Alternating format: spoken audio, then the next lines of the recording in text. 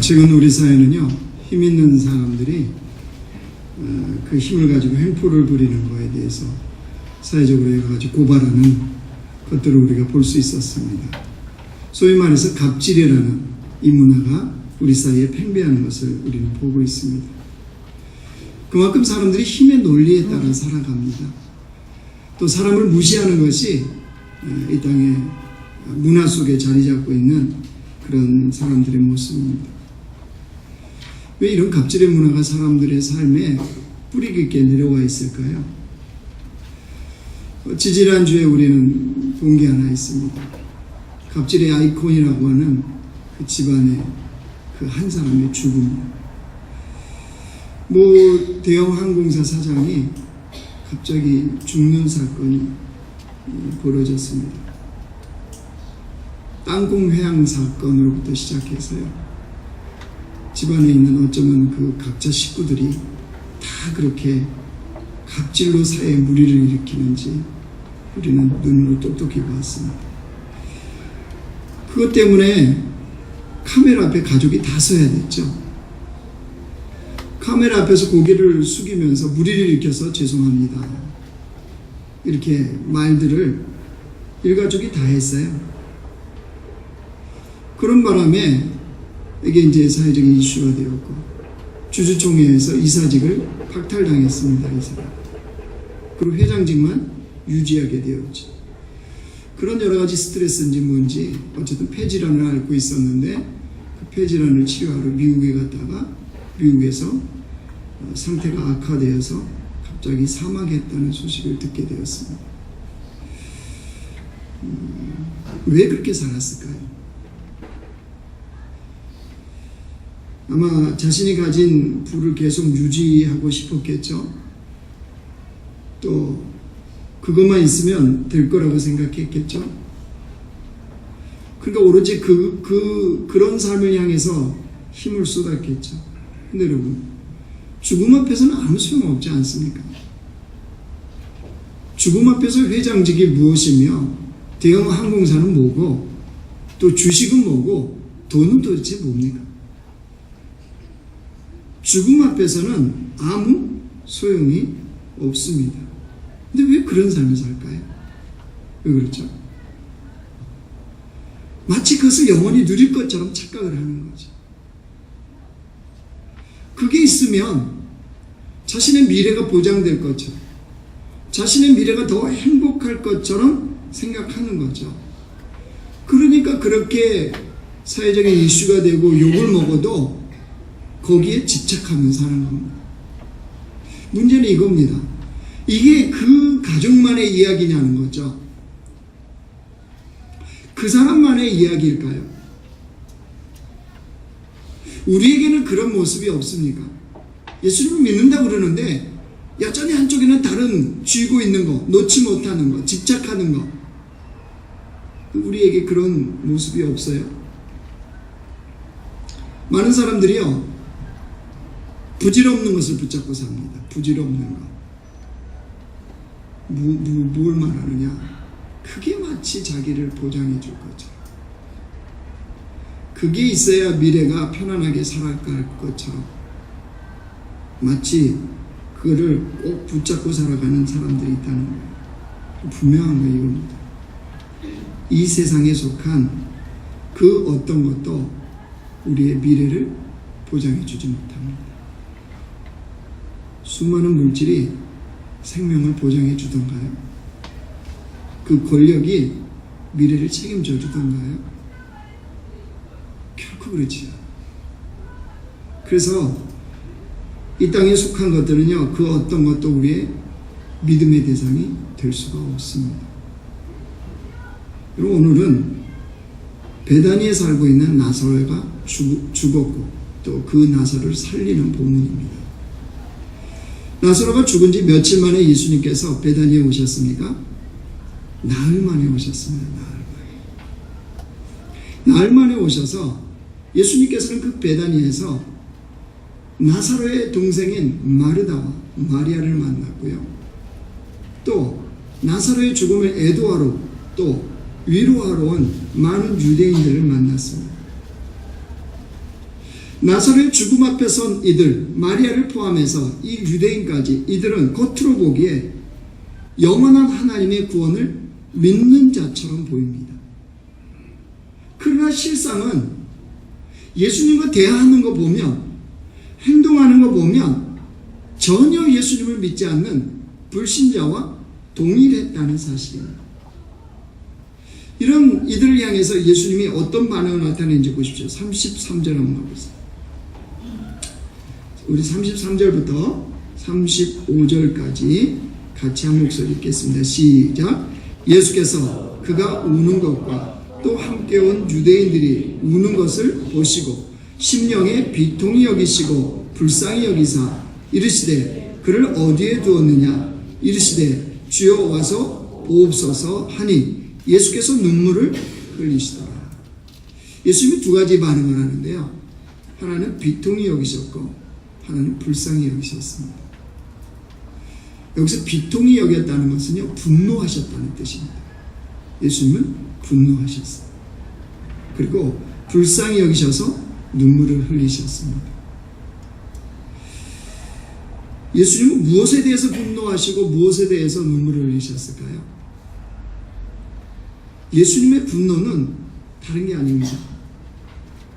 하나님이 창조하신 인간이 죽음 앞에서 무력하게 소멸되는 것을 보고 분노하셨습니다.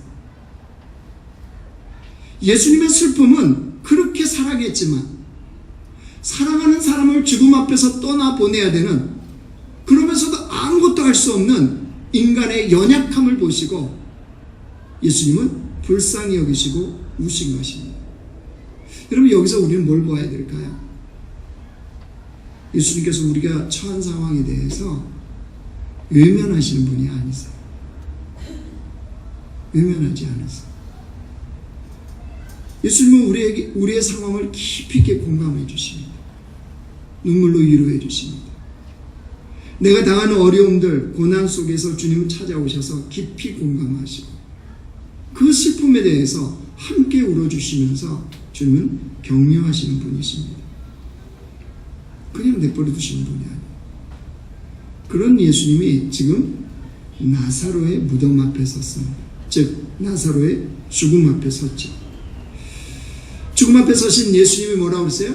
무덤의 돌을 옮겨 놓으라, 이렇게 말씀하십니다.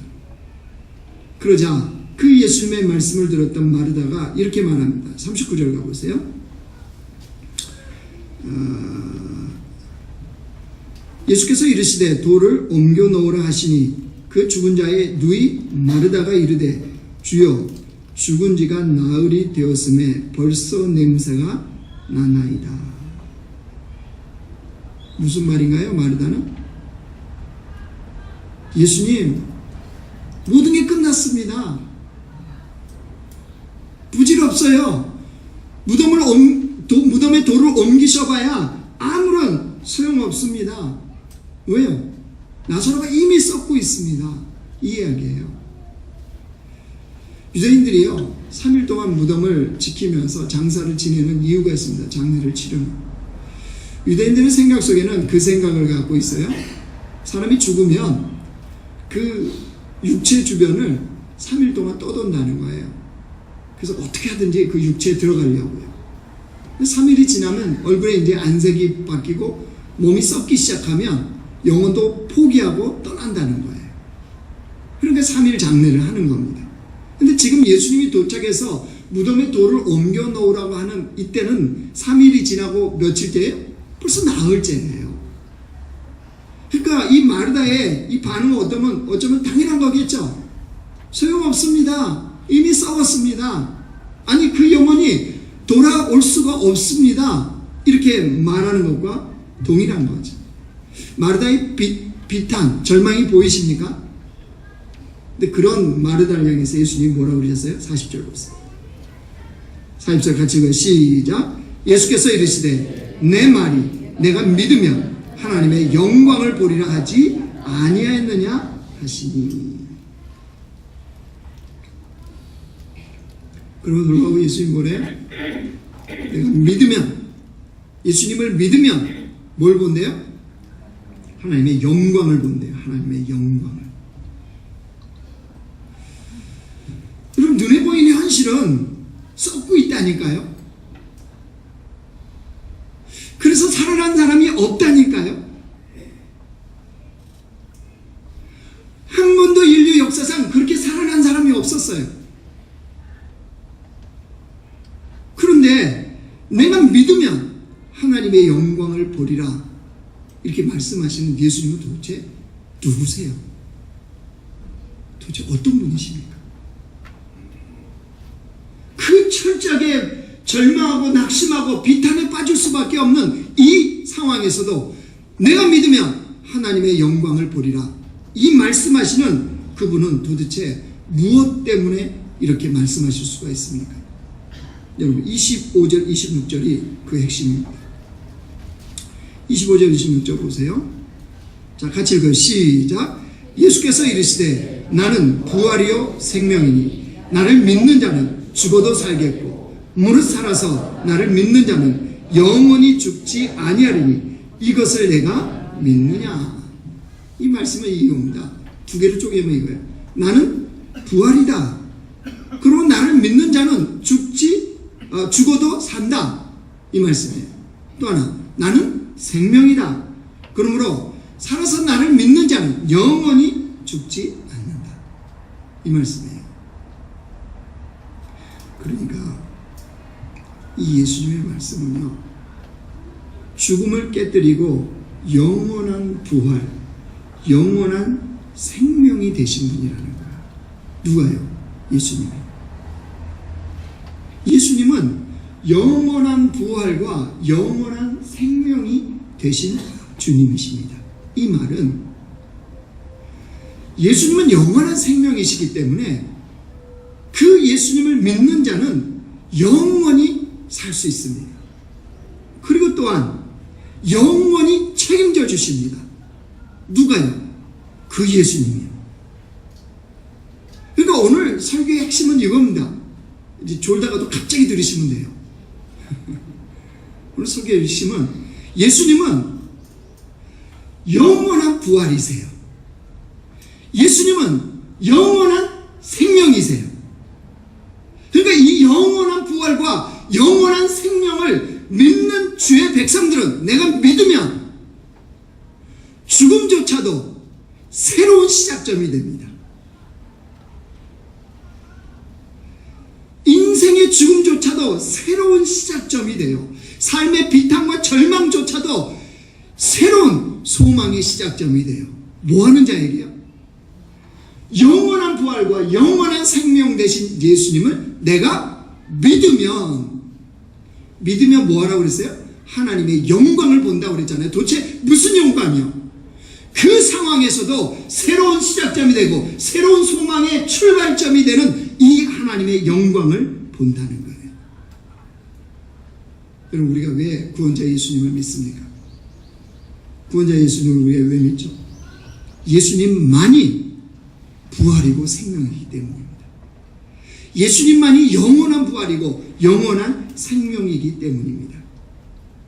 영원한 부활과 생명 되신 그분은요, 그냥 우리 영혼을 구원하고 끝, 천국에서 보자 이러신 분이 아니에요. 그 구원은 여전히 우리의 삶에 우리의 영혼을 구원하실 뿐만 아니라 여전히 우리를 지금도 도우세요. 여전히 우리를 책임지세요. 아니, 영원히 도우시고 영원히 책임지시는 분, 그분이 누구라고요? 예수님이라고요. 그래서 주님 뭐라 하세요? 내가 믿으면 하나님의 영광을 보리라. 그래서 여러분, 예수님을 참되게 믿으면요, 삶이 안 달라질 수가 없어요.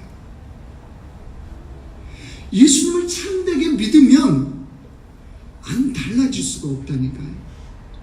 옆 사람 보고 깨우쳐 줍시다. 이렇게 모르고 사는 것 같아요. 모르고. 자, 옆 사람 보고 얘기해 주세요. 예수님을 참되게 믿으면 안 달라질 수가 없습니다. 시작.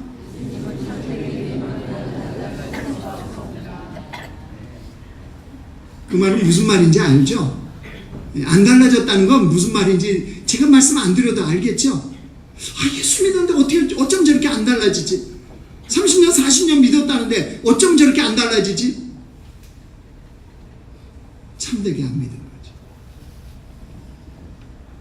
영원한 부활, 영원한 생명이신 예수님을 참되게 그러니까 주님 내가 믿으면 하나님의 영광을 보리라 그랬잖아요.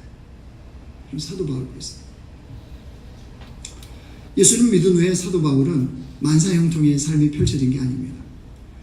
예수님 믿는 다음부터 환난과 핍박과 어려움과 고난 속에 사도 바울의 삶이 펼쳐졌습니다. 자신도 그렇게 얘기합니다. 고린도후서 11장 보겠습니다. 같이 읽어요. 시작. 그들이 그리스도의 일꾼이냐 정신없는 말을 하거니와 나는 더욱 그러하도다. 내가 이 수고를 넘치도록 하고 옥에 갇히기도 더 많이 하고 매도 수없이 맞고 여러 번 죽을 뻔하였으니 유대인에게 40에서 하나 감한 매를 5번 맞았으며 3번 태장으로 맞고 1번 돌로 맞고 3번 파선하고 일주일 여러 번 여행하면서 강의 위험과 강도의 위험과 동족의 위험과 거짓 형제 중에 위험을 당하고 또 수고하며 애쓰고 여러 번 자지 못하고 줄이며 목마르고 여러 번 굶고 춥고 헐벗었노라. 아멘. 여러분 예수님을 참되게 믿으면 이렇게 된다고요. 그러니까 우리 실체가 드러나죠. 어떻게 믿었는지 아시겠죠? 진리를 붙잡고 세상과 적당하게 타협하지 않으면 예수님을 정말 참되게 믿으면 삶의 어려움들이 와요. 그런데 어려움이 오든 안 오든 어쨌든 그거에 대한 해석과 반응이요. 해석과 반응이 중요하잖아요.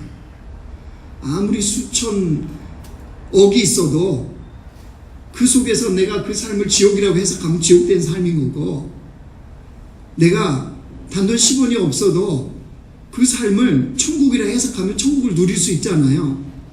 그럼 사도 바울은 이 삶을 어떻게 해석했냔 말이에요. 11장 30절 보여주세요. 같이 읽어요. 시작. 내가 부득불 자랑할진대 내가 약한 것을 자랑하리라. 뭘 자랑한대? 약한 것. 이 앞에 얘기했던 거예요. 바울이 자랑할 게 없나요? 세상 사람들하고 똑같이 보면 왜 없어요? 넘치도록 넘치죠. 근데 오히려 뭘 자랑한대요? 약함. 자신의 핍박, 고통, 고난, 환난, 굶주림, 춥고 배고픈 거 뭐 때문에? 여러분 어떻게 이게 이런 해석, 이런 반응이 나타내죠? 바울이 믿는 것은 영원한 부활과 영원한 생명 대신 예수님을 믿었기 때문에 영원한 부활과 영원한 생명 대신 예수님을 믿으면 그게 다른 거예요. 그리고 그 주님을 믿었기 때문에 복음을 전하다가 붙들리고 매를 맞고 감옥에 갇히고 그럼에도 불구하고 바울이 여러분 어떤 삶을 사는지 보십시오. 사도행전 16장 보였어요. 같이 읽어 시작. 우리가 일제에 일어나 고발하니 상관들이 옷을 찢어 벗기고 매로 치라 하여 많이 친 후에 옥에 가두고 간수에게 명령하여 든든히 지키라 하니 그가 이러한 명령을 받아 그들을 깊은 옥에 가두고 그 발을 착고에 든든히 채웠더니 한밤중에 바울과 실라가 기도하고 하나님을 찬송하며 죄수들이 듣더라. 어떻게 이 상황에서 하나님을 향해서 기도하고 찬송이 나와요? 바울이니까 그렇습니까? 바울이어서 가능한 겁니까? 아니요. 그는 영원한 부활, 영원한 생명 대신 예수님을 믿었기 때문입니다. 여러분 영원한 부활과 영원한 생명 대신 예수님을 믿으면 뭐가 다르냐 그러면요. 환경은요. 닥친 상황을 많이 만나요. 이런 장벽 저런 장벽 안 만납니까? 만나요. 목사가 자녀들 신앙 얼마나 신경 많이 쓰겠어요. 우리 집에 오신 예수님이요. 이쪽에 갔다가 이쪽에 갔다가 내가 요즘은 이게 도대체 예수님이 일로 가시고 절로 가시고 절로 가면 안 되죠. 교회로 오셔야죠. 예수님.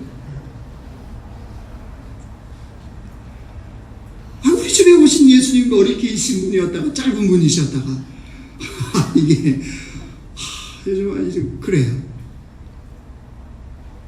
그런데 그런 다친 상황들을 어느 누구나 다 만나요. 그렇죠?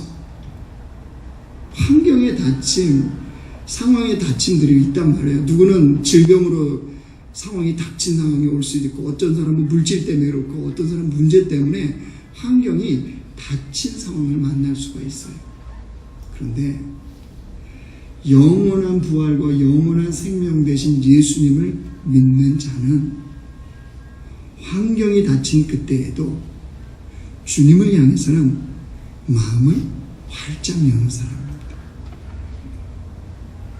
환경이 닥칠 때 영원한 부활과 영원한 생명 되신 그 주님을 향해서 마음을 활짝 여는 거예요. 그래서 부활의 주님을 믿는 자에게는 어떤 환경도 그를 어쩔 수 없다고 하는 거예요. 우리 집에 오신 예수님 중에 한 분이요, 좋아하는 찬양이 이거더라고요. 요게벳의 노래예요. 요게벳의 노래. 요게벳 아십니까? 모세의 엄마 요게벳. 그죠? 모세의 엄마 요게벳이 모세를 더 이상 키울 수 없어서 나일강에 이제 갈대 상자에 집어넣어서 떠내려 보내야 될 때 그 요게벳의 마음이요, 그걸 이게 누군가 찬양으로 만들었어요. 가사가 이렇습니다.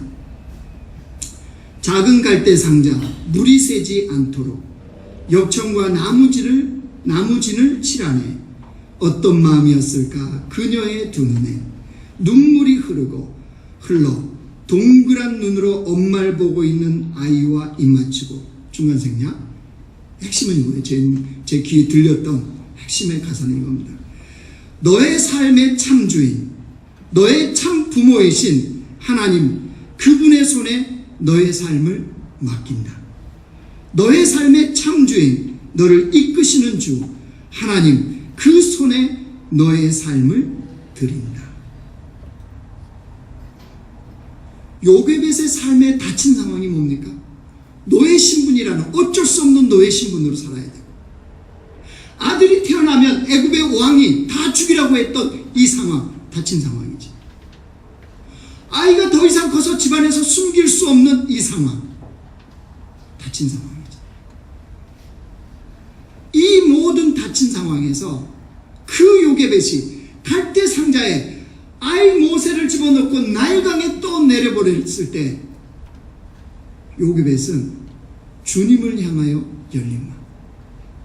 그러니까 이 찬양 가사 뭐예요? 너의 삶의 참 주인, 너의 삶의 참 부모이신 그 하나님의 손에 너의 삶을 맡긴다. 여러분, 이 가사를 썼던 분이 그냥 이렇게 생각한 걸까요? 아니요. 요게벳이 진짜 그랬을까요?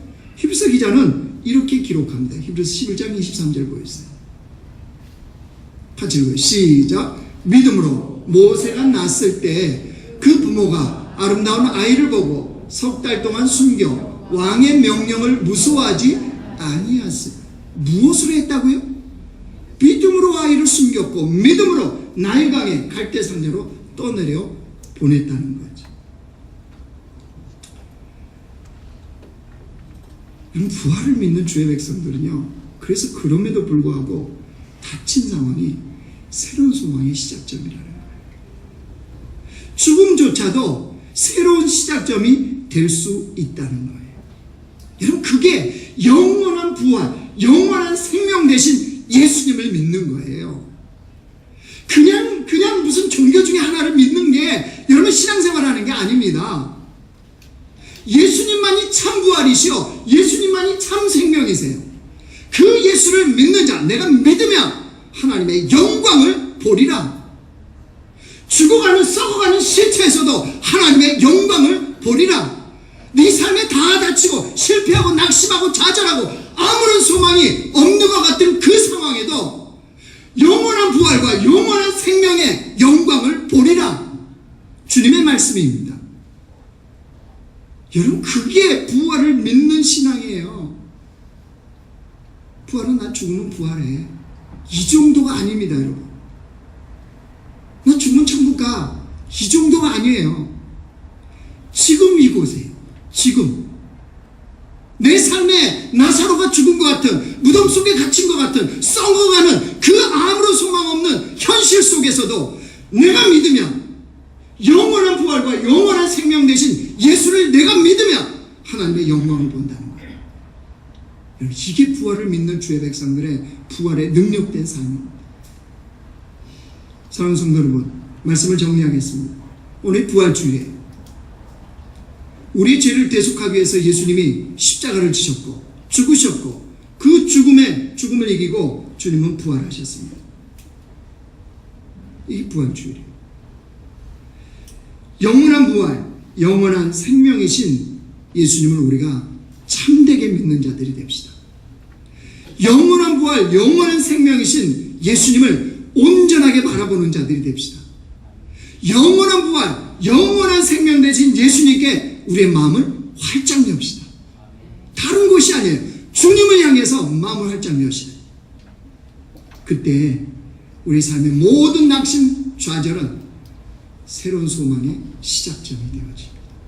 내가 그동안 한 번도 경험하지 못했던 주님의 놀라우신 그 능력, 하나님의 역사를 볼 수 있는 백성들이 된다는 사실입니다. 이런 부활의 능력을 삶의 현장에서도 경험하고 그 삶에서도 나타나는 그런 복된 백성들 되시길 주의 이름으로 축원합니다.